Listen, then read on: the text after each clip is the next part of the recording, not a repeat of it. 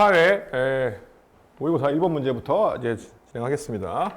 자, 1번 문제 신문에 관한 얘기가 나왔죠? 1번 문제. 그래서 우리가 이 신문 그러면 일제식민지 시대 신문 나올 게 없어요. 대신 언제 신문이 나오냐면 개몽운동기, 개몽운동 관련 신문이 나오는데 우리가 이제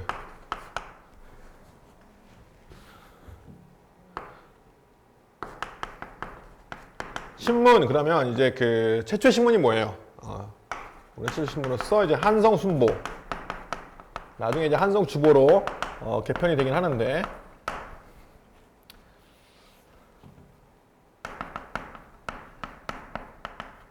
이게 하나 있고요. 둘 다 이제 방문국에서 만들었던 신문입니다. 그래서 최초의 신문이죠. 우리가 최초의 신문으로서 이제 물어보는 게 한성순보, 1883년도에 만들었고요. 한성주보는 1886년도에 한성순보가 주보로 개편된 거예요. 그러니까 차이점이 뭐야? 주보와 순보잖아. 순보는 한 달에 한 번씩 내는 겁니다. 반면에 순보니까 그럼 상순, 중순, 하순 그러죠.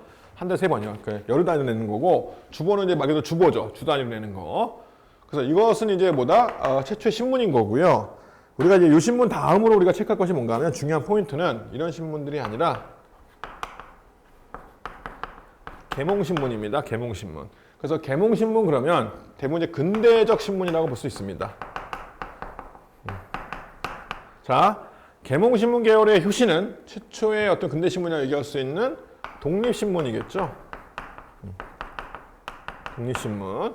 독립신문은 독립협회의 기관지 역할을 했었던 신문이죠. 그래서 이것은 1896년 4월에 창간한 신문입니다. 그리고 이 신문의 특징은 순 한글로 만든 최초 신문입니다. 그 다음에 영문판이 같이 간행된 신문이었다는 거 기억해 두시고, 그 해에 이제 독립신문의 영향을 받아가지고 여러 신문들이 만들어집니다. 그 중에서 두 번째 만들어진 신문이 제국신문이에요. 제국신문인데, 자, 제국신문. 그 다음에 두 번째 같은 시기에 만들어진 게 황성신문입니다. 그래서 여러분들이 신문 중에서 반드시 체크할 것들이 이런 신문들인데, 이런 신문들은 이제 1898년도에 주로 생각이 됐고요. 기본적으로 약간 다른 특징이 있습니다. 둘 다 개몽신문이긴 해요. 근데 제국신문은 이제 순한글로 만들었어요. 순한글로 만든 이유가 있습니다. 왜냐하면 기본적으로 이것은 뭔가면 여성 개몽운동을 주로 합니다. 그래서 제국신문은 타겟이 여성이에요. 그래서 보통 여성들은 한자를 잘 많이 모르고 그 다음에 이제 한글, 언문이라고 불렸던 한글을 많이 익혔기 때문에 주로 그들을 많이 보기 위해서 타겟을 하기 위해서 제국신문은 순한 한글로 만들었고, 황성신문은 이제 국한문 혼용인데요. 국한문 혼용, 한문과 한자를 한글과 한자 혼용 쓴 거죠. 이 신문은 주로 이제 개혁적 유학자들 출신들이 주도합니다. 그래서 남궁어, 그 다음에 신채호, 박은식 등등이 다 이쪽에서 활동했습니다. 장지현 등등이. 그래서 우리가 황성신문 그러면 알아둘 게 뭔가 하면 장지현이 쓴 유명한 사설이죠. 을사조약 책을 냈을 때 발표했던 신야 방성대곡을 처음으로 연재 발표했던 것이 황성신문이죠. 그래서 황성신문 이렇게 알아두시면 되고, 그 다음에 이제 여기서 얘기하고 있는 신문은 뭐다? 보니까 대한매일 신보입니다. 1904년에 만들어진 신문이고, 이 신문은 여기 개몽신문 중에서 가장 많은 발행 부수와 호응을 얻었던 신문이에요. 왜냐하면 대한매일 신보는 기본 누가 만들었냐면 영국 기자였던 베델이라는 영국 기자와 양기탁이 합작해서 만든 신문인데, 이 베델과 양기탁이 합작해가지고 만든 신문으로서 이 신문은 이제 기본적으로 왜 많이 인기를 얻었냐면 일제의 침략상을 대놓고 비판했습니다. 그래서 일제의 침략상을 막 대놓고 많이 비판했기 때문에 당시 이제 일제의 침략에서 고통받던 한인들에게 굉장히 많은 호응을 얻을 수밖에 없었죠. 그리고 이거 대놓고 아예 반일적 신문이었어요. 왜냐하면 대한매일신보사 앞에는 판말을 하나 붙여놨는데 거기 뭐라 붙여놨냐면 일본인과 개는 출입금지라고 써놨습니다. 아주 적절한 표현이죠. 예, 그래서 뭐예요? 그냥 쉽게 얘기하면 쪽발이와 개는 들어오지 말라 이거야. 니네 똑같은 놈들이니까. 그러니까 이제 그렇게 딱 붙여놓고 신문을 발행했으니 얼마나 노골적으로 일제신여상을 비판했겠습니까? 그래서 요것도 하나 기억해 두시고, 그 다음에 이제 각종 그 계몽 사학 활동이 전개된 것도 이 신문입니다. 신채호, 박은식을 중심으로 계몽 사학을 전개했다는 것과, 그 다음에 대한매일신보의 가장 중요한 것은 뭔가 하면 두 가지를 더 알아채야 되는데, 하나는 1907년에 만들어진 신민회의 기관지 역할을 했다는 거예요. 신민회의 기관지 역할을 했다는 것이고, 두 번째는 같은 해에 전개됐던 이 국채보상운동. 국채보상운동을 주도한 것도 대한매일신보라고 볼 수 있습니다. 그래서 주도 또는 지원했다고 볼 수 있죠. 주도하기보다는 지원이 낫겠다. 그죠? 네. 그래서 대한매일신보와 관련돼서 놔둘 거. 우리가 신문 그러면 최초의 신문으로서 한성순보, 한성주보. 한성순보는 순한문체 신문입니다. 이거는 이제 국한문 혼용이긴 해요. 여러분들이 이제 그 신문에 관해서는 이렇게 딱 정리를 해 놓으세요. 이렇게 정리해 놓으시고, 지금 그러면 이제 문제 들어가서 영국인 베델이 서울에 신문사 창설하여 이를 뭐라 했다. 바로 나와야죠. 왜? 베델! 그러면 어떻게 된다? 대한매일신보. 그죠? 대한매일신보가 한 활동이 뭐라 했어요, 제가? 일제 침략상을 굉장히 공개 노골적으로 비판했다는 부분과 계몽사학 활동에 근거지 역할을 했다는 부분들. 그래서 계몽사학 활동을 주도한 인물이 누구다? 박은식, 신채호 이런 사람들입니다. 그죠? 그 다음에 신민의 기관지 역할을 했다는 것도 있고요. 국채보상운동을 지원했었다. 1907년에 전개됐던. 그럼 정답이 어디 있어요? 2번에 떴죠? 국채보상운동을 주도한 신문. 그 다음에 1번. 방문구에서 인쇄한 건 어느 신문이에요? 국가기관지라고 볼 수 있죠. 관보. 이런 것들인데, 얘네 둘의 공통점은 신문이라기보다는 관보의 성격입니다. 국가 정책을 홍보하고 이제 알리는 일종의 관보의 성격을 띠었던 것이 이제 한성순보, 한성주보의 특징이죠. 그리고 어디서 인쇄했다? 국가 인쇄기관인 방문구에서 인쇄하였다. 그럼 저거는 한성순보나 한성주보를 가리키는 거고, 순환글로 간행되었으며 창간 이듬해 이인직이 인수하여 친일지를 개편했다. 이인직이 인수하여가지고 친일신문으로 바뀐 게 뭔가 하면 이것은 천도교도였거든요. 천도교의 기관지였던 이 만세보라는 신문이 있어요. 만세보. 그래서 만세보라는 신문인데 1906년도의 얘기인데, 그래서 이것은 이제 크게 활동한 건 없고요. 그냥 이인직이 창간된 건데 1906년에 창간됐었고 친일지로 개편했다. 이 개편된 건 1907년. 하여튼 이 시기에 만드는 신문이긴 합니다. 4번. 한글과 영문을 사용했으며 근대적 지식보호과 국권, 민권. 여러분 국권운동, 민권운동 어디서 많이 들었죠? 이거 누구야? 누구 활동이었죠? 독립협회 활동이었습니다. 그래서 독립협회 활동을 주로 이제 알리면서 계몽운동을 전개한 단체는 독립신문이라고 볼 수 있죠. 독립협회 기관지니까. 그래서 여러분들이 신문에 관해서 이렇게 잘 정리를 해 놓으십시오. 그러면 신문은 이게 끝입니다. 알았습니까? 또 나오면 어떡해요? 나올 거 없어요. 일제식민지 시대에는 언론 자유가 보장된 게 아니기 때문에 신문이 나올 게 없습니다. 그래서 이 신문만 정확히 알아두라는 얘기. 그래서 대한매일신보 굉장히 중요한 신문입니다. 자, 이렇게 정리해 놓으시고요. 신문 하나. 그래서 1번 문제. 우리가 근대 구한말에 간행됐던 각종 신문들을 살펴봤습니다. 자, 그다음에 두 번째 문제 보겠습니다. 역사학을 얘기하고 있네요. 그죠? 그래서 지금 가는 뭐고 나는 뭐냐 이건데, 자, 가의 역사학인 건 뭔가면 핵심 키워드가 뭐냐 그랬을 때 여기 쭉 보니까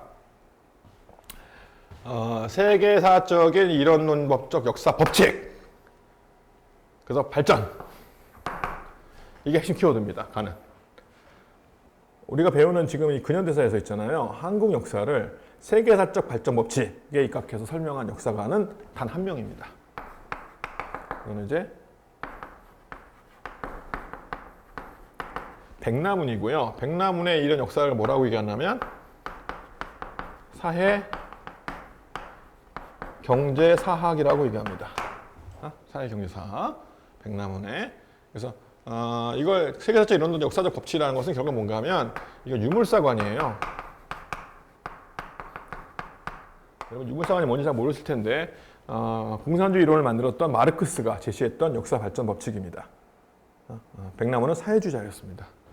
그래서 백나무의 사회경제사학 체크해 놓으시고요. 그 다음에 국가 역사는 민족의 소장성세의 상태를 서술할지라. 민족을 빼면 역사가 없으며 역사를 빼면 민족의 그 국가에 관념이 크지 않을 테니 오호라 역사가의 책임이 그 역시 무거울진대 라고 얘기하고 있는 이 글은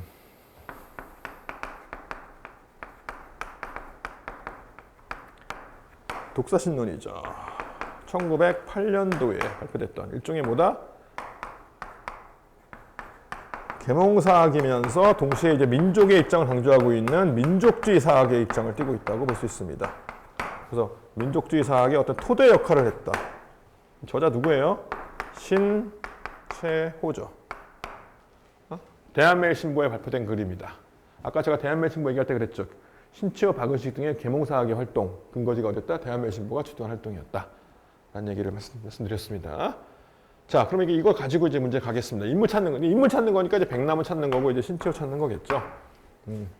자, 1번. 진단학회 결성과 진단학부의 발행을 주도했다. 1930년대 얘기고요. 이거 주도한 인물은 이병도라고 얘기합니다. 이병도 등이고, 이들은 주로 이쪽에 관련된 역사학자들 흐름을 우리가 보통 실증사학이라고 얘기를 해요. 실증사학. 실증사학은 뭔가 하면 역사가는 주관적 입장을 다 배제하고 객관적 사실만 말하라. 그래서 객관적 팩트만 정리하는 것을 역사가의 사명으로 얘기하는 사람들을 실증사학자라고 얘기합니다. 절대로 그래서 이 사람들이 비판하죠. 누구를 비판해요? 신채호 같은 민족주의 사학자들 또는 저기 나와 있는 백남훈의 사회경제학 설명들을 둘 다 비판합니다. 법칙을 설명하면 안 되고요. 그 다음에 주관성에 개입해도 안 된다. 이런 얘기를 하면서 비판했던 것들이 실증사학입니다. 그 다음에 2번. 가는 유물사관 영향을 받아 사회경제사학을 내세웠다. 제가 아까 뭐라 그랬죠? 여기 세계사적 이론론적 역사법칙을 뭐라고 얘기한다고요? 유물사관. 유물사관 얘기했었고 그 다음에 이런 걸 뭐라고 그랬어요? 이런 역사관을 백남훈의 사회경제사학이라고 얘기했습니다. 그럼 맞아요? 틀려요? 이거 맞네요? 그죠? 맞는 얘기고 이제 나로 갈까요? 신채호의 글로 갑니다. 조선민족의 진로라는 글에서 연합성 신민주주의를 제창하였다. 백남훈의 주장입니다. 연합성 신민주주의. 굉장히 까다로운 문제고요. 19년도 사회복지직에 나온 문제입니다. 근데 19년도 이제 그의 소망직과 결합시킨 건데요. 어쨌든 난이도가 있는 문제이긴 하지만 참 공무원 9급에도만 출제가 된 적이 있었고 사회복지직에도 출제가 된 적이 있었어요. 그래서 한번 확인을 해주세요.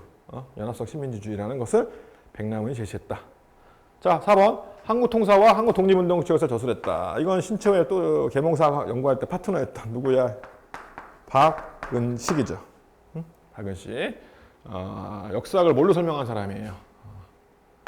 민족의 혼을 강조했던 박은식입니다.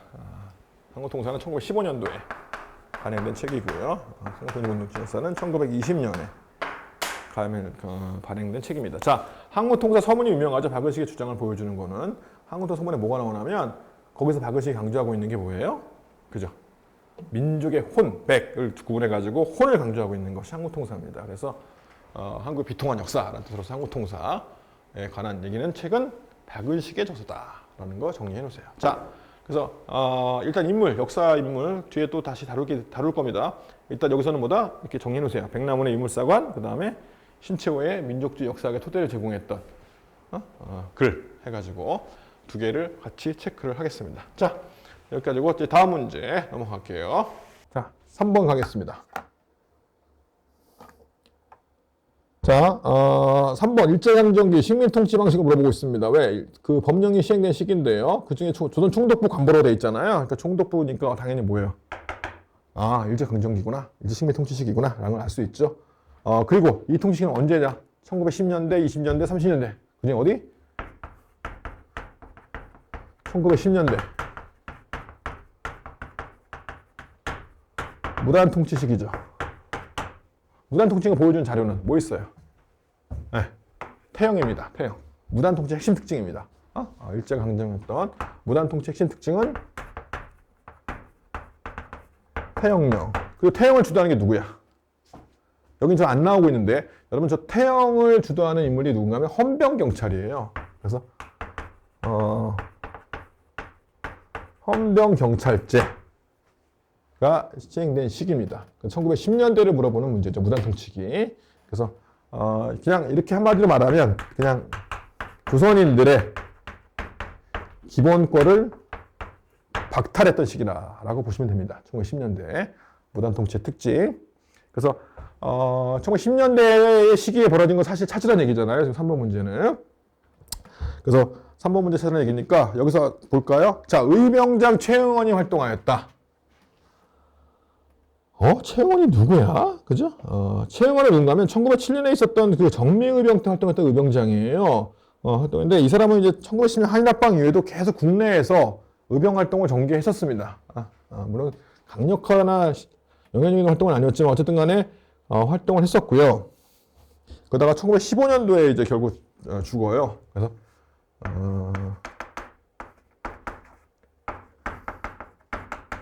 그렇기 때문에 1910년대에 활동했던 의병장 최응원. 10년대에 활동했던 의병장은 많아요. 최응원 말고도. 근데 몇 명 있는데 일단 최응원 알아두시면 되고, 그러니까 1번 답 떴네 벌써. 시기 묻는 거니까. 그죠? 1번 답 떴고, 치안유지법은 1925년의 얘기입니다.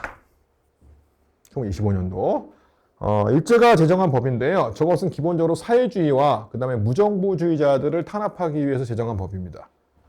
그래서 이거는 직접 무단 통치가 아니라 20년대니까 문화 통치 시기라고 구분할 수 있죠. 그 다음에 국가총동법이 선포된 것은 1938년입니다. 1938년. 1938년에 일제가 이제 중일전쟁을 일으킨 직후에 전선이 계속 확대되니까 전체적으로.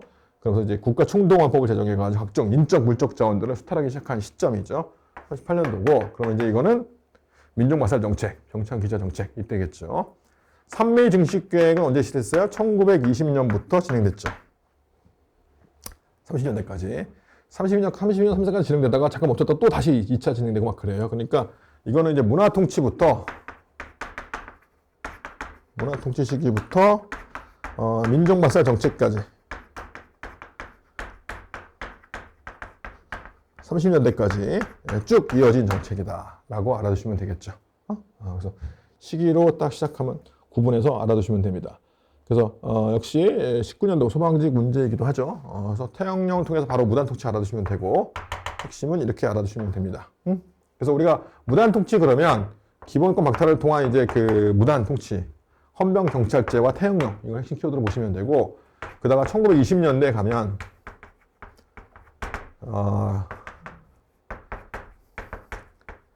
3.1운동을 계기로 통치 방식이 바뀌죠. 이름하여 이제 문화 통치라고 바뀌었는데,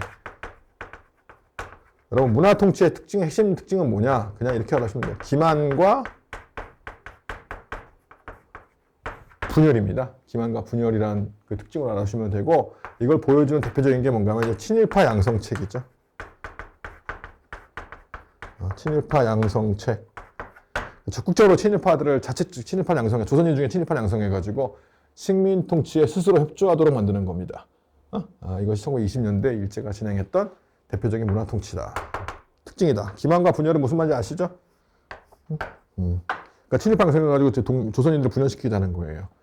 기만 정책은 뭔가 하면 겉으로는 뭐 보통 경찰제를 바꾸고 뭐 언론 출판 자유도 보장해주고 막 그래요. 하지만 뒤에서 역시 감시와 탄압이 계속 이루어집니다. 이런 것이 이제 기만 정책이라고 보시면 되죠. 자, 이것이 이제 그 식민 통치 방식의 문제에서 여러분 알아둘 게 10년대, 20년대 특징이 변하고, 30년대는 뭐다?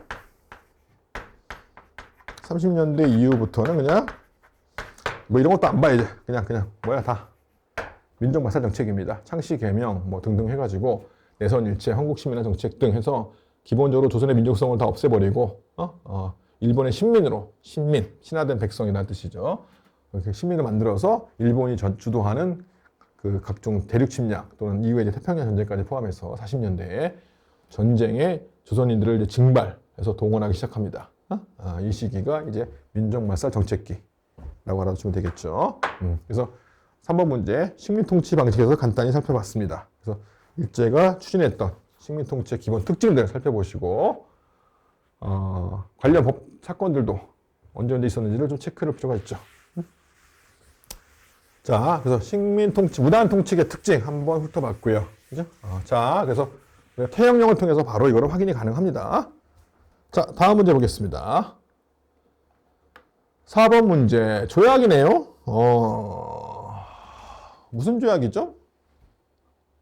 대제하는 신 조병식이 울립니다. 재난을 거듭당하고 온갖 모함이 일어나 거듭 걸려든 이 일은 바로 함경대 방공령 배상금 문제다라고 되어 있습니다. 처벌을 기다리며 아는 것은 옛날에도 있는 이름으로 성상을 번거롭게 무릅쓰고 사건을 대략 진술합니다. 대체로 신이 기축년 이후로 13년 동안 전적으로 나란히를 맡아서 일하게 된 것은 모두 우리 황제의 은혜가 크고 축축 나가고 있습니다. 지난 기축년에 함경도에 기근이 들었는데 어쩌고저쩌고 나오고 있어요. 그래서 이 상황이 소출 상황이 너무 심각하여 이미 체결한 조약대로 방출을 금지토록. 그러니까 국내에서 그죠? 여기 보니까 황두나 이런 거 농산물이죠. 농산물을 방출을 금지하는 거죠. 방출을 금지하는 거. 그럼 방출을 금지했다는 것은 뭐죠? 뭐라고 그래 우리가 이거를? 어떤 곡물의 방출을 금지하는 거니까 방곡령이라고 얘기합니다. 방곡령. 방곡령. 그래서 1889년에 한번 실시가 됐어요. 이때 실시된 것 중에 이제 방곡령이 실시가 됐었는데 함경도와 황해도를 중심으로. 자, 그러면 이 방곡령이라는 게 이게 포함되어 있는 조약이라는 게 뭐냐 이거죠. 지금 물어보는 거는. 지금 그 방곡령이 포함된 조약이 뭐냐? 일본과의 맺은 조약 중에서 이게 뭐냐? 그런데 잘 모를 수도 있는데 여러분 조심해서 알아두세요. 이 방곡령이 포함된 조약은 뭔가 하면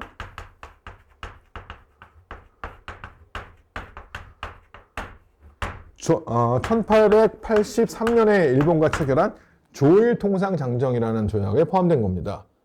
그래서 여러분들이 이 조일통상장정이 왜 중요한가 하면요. 핵심 내용이 뭔가 하면 지금 여기 나와 있는 것처럼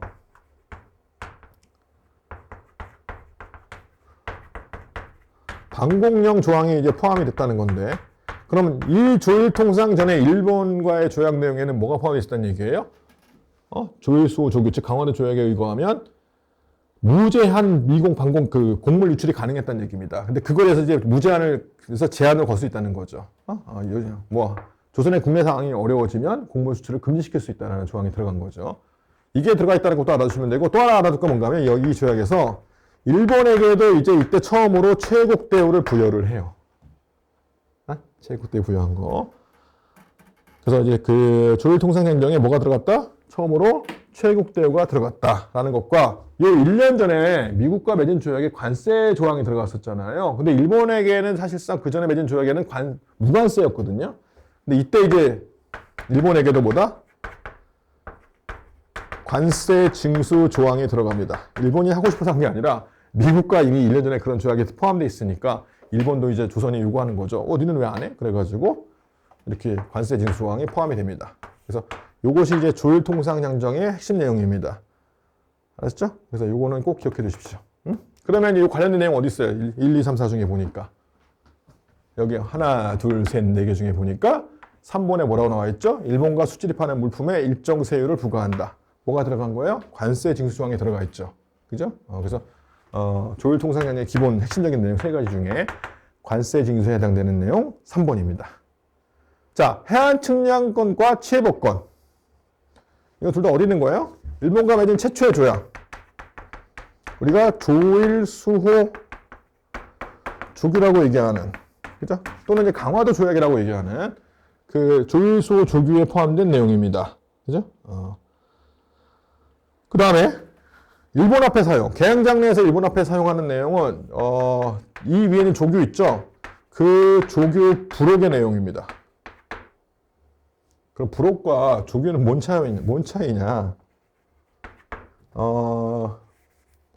조규가 2월 달에 조규가 2월 체결했으면 이 부록은 1876년 7월에 좀 더 구체적인 실무적인 내용을 추가해서 맺은 조약이 조일수호 조규 부록. 그 다음에 같이 체결한 게 뭔가 했냐면 조일 무역 규칙입니다. 역시 70년 7월인데요. 여러분 조일 무역 규칙의 내용은 있잖아요. 이렇게 알아두시면 돼요. 그냥 산무가 포함되어 있다. 산무조약이다. 산무조약이다 무슨 말이야? 산무. 무다 무. 산무. 뭐가 무가? 자, 무관세. 무항세, 무제한. 뭐가 무제한이겠어요? 나중에 여기서 제한되어 있는 방공용으로 제한되는 거죠. 요 내용이 포함되어 있으면 그냥 뭐다? 이건 조일 무역 규칙이구나 라고 알아주시면 됩니다. 가끔 잘 냅니다. 헷갈리게 섞어 요거와 묶어서 통상장정과 조일 무역 규칙, 그 다음에 조규 부록 이렇게 해가지고 경통상과 관련된 구체적인 내용을 물어볼 때가 있는데 여기서 그냥 부록에서 알아둘 것은 그냥 요 일본 앞에 사용 가능하게 했다는 것 정도만 기억해 주시면 되고, 조규 부록에서는, 그 다음에 조일 무역 규칙에서는 뭐야? 무역 규칙 그러면 산무라고 알아두시면 됩니다. 무관세, 무항세, 무제한, 양국 유출. 아셨죠? 그래서 이렇게 정리해 두시면 됩니다.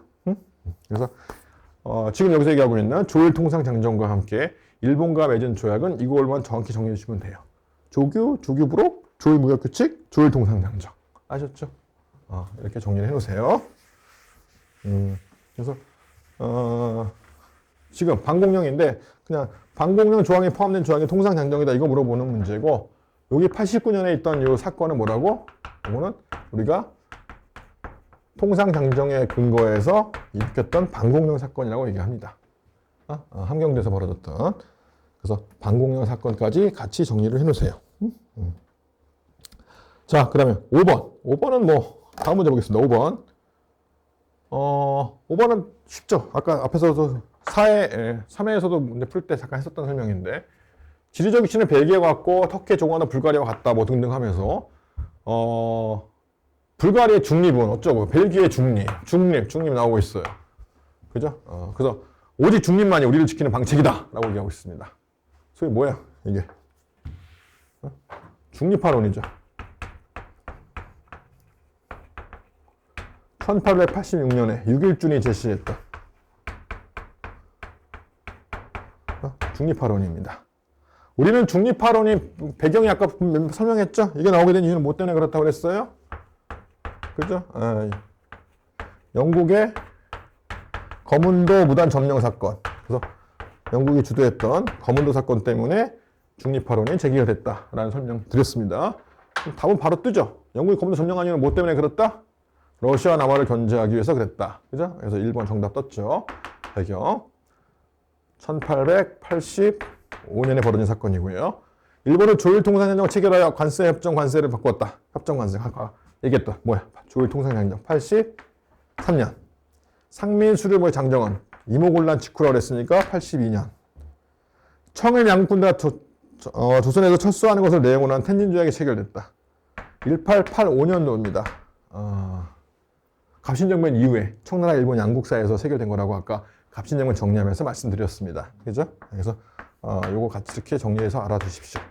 그래서 이건 그냥 중립화론이라는 거 정도만 체크를 해놓으세요. 6.1준도 했지만 누구 됐다고? 부들러.